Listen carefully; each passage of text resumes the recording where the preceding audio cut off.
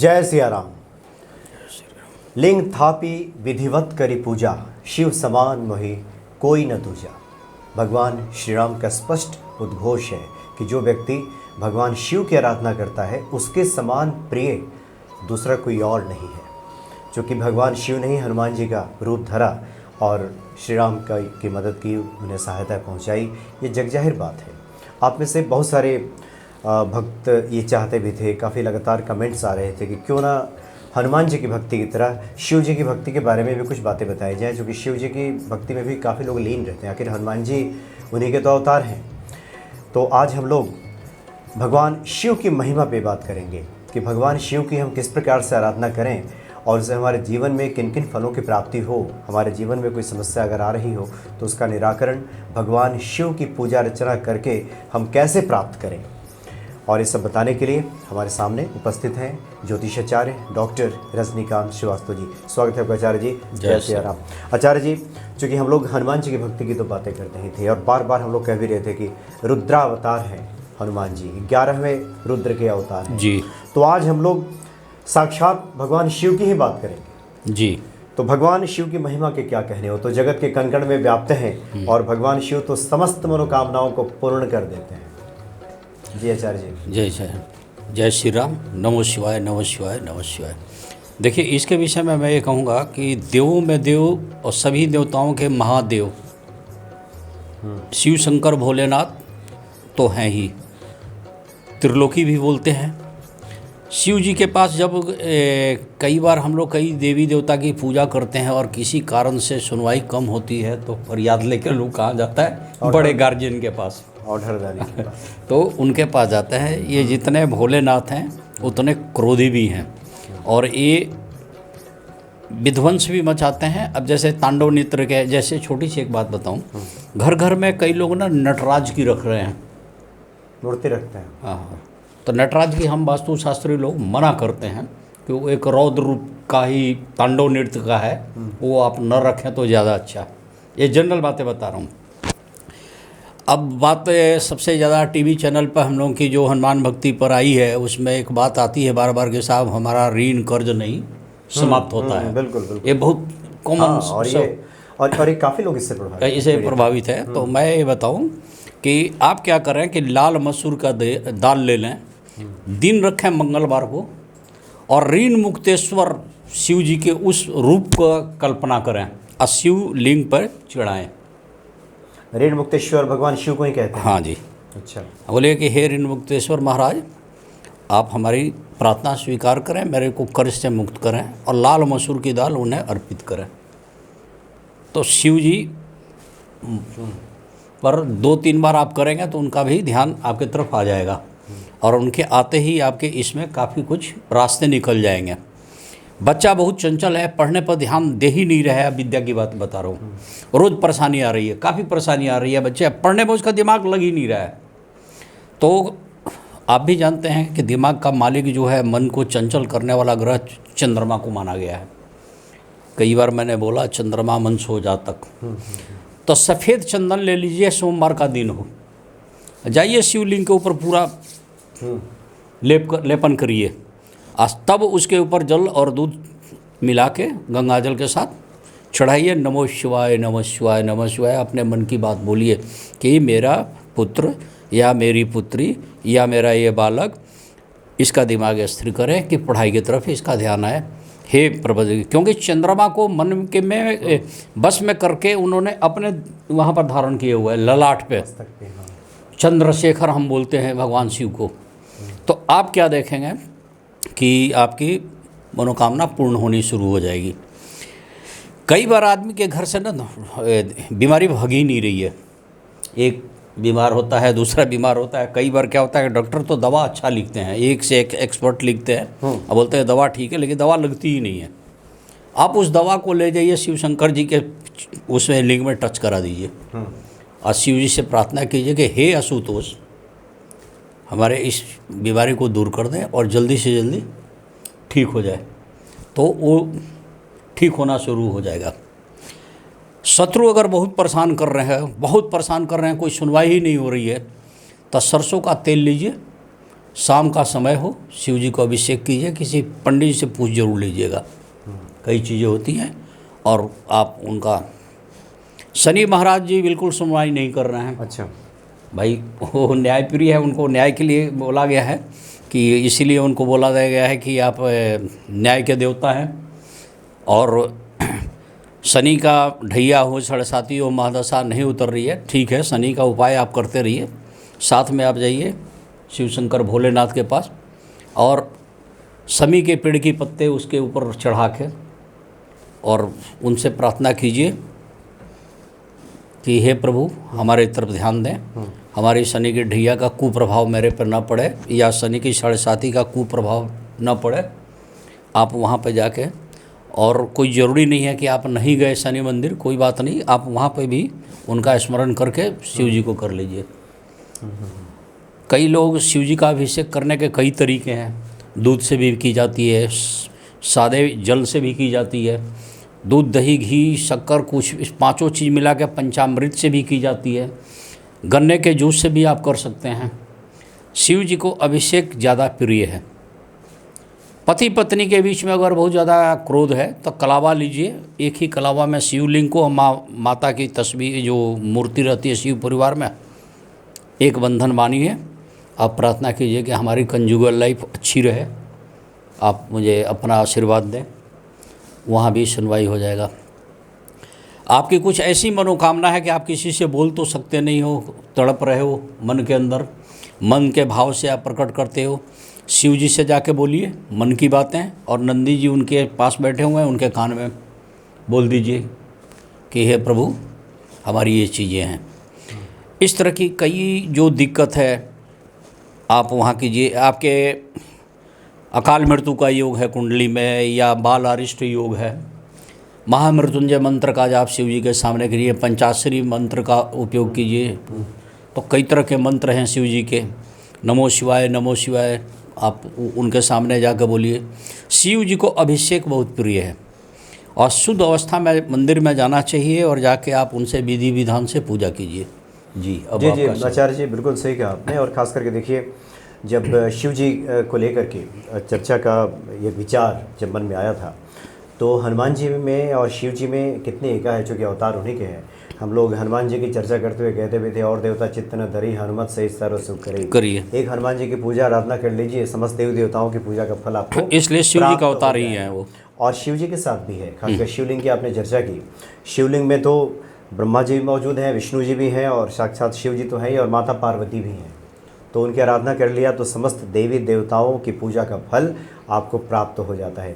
आचार्य जी, कई बार चूँकि आपने अभिषेक की बात की, कुछ लोग अलग अलग समस्याओं के लिए अलग अलग चीज़ों से अभिषेक करते हैं। हम तो चाहेंगे कि अगले कार्यक्रम में विस्तार से हम लोग बात करें, तो इस अभिषेक पे भी चर्चा करें। चलिए कि किस चीज़ से कैसे अभिषेक करें और किस प्रकार के फलाफल की प्राप्ति हो। जो लोग आर्थिक समस्या से ग्रसित होते हैं, आमतौर पे ये देखा जाता है कि वो गन्ने का रस का अभिषेक करते हैं। हाँ जी, और उससे भगवान शिव प्रसन्न हो जाते हैं। लेकिन हर मौसम में मिलता नहीं ना। जी जी जी। ये इस तरह की कई दिक्कत है। अब देखिए, जिसका बच्चा जो है माँ बाप का कदर नहीं करता है, तो मातृत्व शक्ति को हमेशा दूध से नापा गया है, मेजरमेंट माना गया है दूध से। तो शिव जी को दूध चढ़ा दी जाती है, दूध से अभिषेक कीजिए। दूध से अभिषेक कीजिए और उनसे प्रार्थना कीजिए कि हमारे बच्चे हमारे तरफ ध्यान दें। कई बुजुर्ग लोग हैं, उनके बच्चे उनकी अब केयर नहीं कर रहे हैं या वो अपने उसमें मस्ती में है, तो उस तरह की स्थिति में उनको शिव जी के सामने ही करना चाहिए कि हे महादेवों के देव महादेव, हमारी ये प्रार्थना है और इसको आप स्वीकार करें और अपनी कृपा करें। अब गलती भी इसमें कई तरह से हम लोगों से भी होती है। नॉर्मली पे क्या करते हैं कि शिव जी के लिंग के ऊपरी पोर्शन पे जो प्रसाद चढ़ाई जाती है, फल, वो कायदे में नहीं खाना चाहिए, उससे दरिद्रता आती है। उससे दरिद्रता आती है। देखिए मैं बताऊं, शिव जी भूतनाथ भी बोला गया है, औगड़दानी भी है, और जितने दानी है ना, महादानी हैं, इतने ही शिव जी दरिद्र नारायण भी बनाते हैं। और कहीं गलती नहीं करना चाहिए। घर घर में लोगों ने शिवलिंग रख लगा है। कई लोगों को मैंने घर में देखा कि ये शिवलिंग रख लिए हैं, और वो भी छोटे वाले नहीं, 12 के नहीं, कई बार देखिए आचार्य जी, जहाँ तहाँ से लोग जानकारियाँ जो इकट्ठी करते हैं, हाँ। कई बार तो ज्योतिषाचार्यों की तरफ से दिया जाता है कि पारद का शिवलिंग रख लीजिए। हाँ ठीक है। तो आप क्या बता रहे हैं, वो सही समुचित नहीं, पूजा समुचित हो होना है तो समुचित पूजा अगर नहीं हुआ तो ठीक नहीं है। आपके घर पे आप हमारे को इनवाइट करके ले गए, आपके घर में बैठा 2 दिन ठीक से भोजन कराया, उसके बाद आप 4 दिन के लिए टूर में चले गए, हम तो भूखा बैठे रहे। शिवलिंग के साथ यही है, शिवलिंग के साथ काफ़ी विधि विधान की जरूरत है।